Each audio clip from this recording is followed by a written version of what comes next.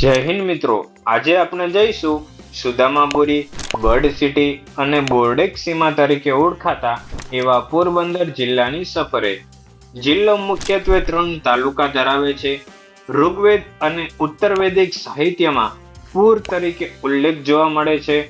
9મી સદીમાં જેઠવા વંશનું શાસન, બરડા ડુંગરનું સૌથી ઊંચું શિખર એટલે કે આભપરા, ગુજરાતનું નાનું અભયારણ્ય એટલે કે પોરબંદર પક્ષી અભયારણ્ય, હર્ષદ ભવાની માતાનું મંદિર કે જે પોરબંદર ખાતે આવેલું છે, ચૈત્ર સુદ નોમથી તેરસ સુધી યોજાતો લોકમેળો એટલે કે માધવપુરનો મેળો, જાંબુવતની ગુફા રાણાવાવ તાલુકામાં, સુદામા મંદિર પોરબંદર ખાતે, કીર્તિ મંદિર પોરબંદર, શિવપુરાણમાં ઉલ્લેખિત બિલેશ્વર મહાદેવનું મંદિર કે જે રાણાવાવ ખાતે આવેલું છે, યુગાન્ડાના બાદશાહ તરીકે ઓળખાતા નાનજી કાલિદાસ મહેતાની જન્મભૂમિ એટલે કે પોરબંદર, ભારતીય પ્રથમ ટેસ્ટ ટીમના કેપ્ટન એવા રાણા નટવરસિંહની જન્મભૂમિ એટલે કે પોરબંદર અને રાણો પાણો અને ભાણા તરીકે જાણીતું એટલે કે પોરબંદર.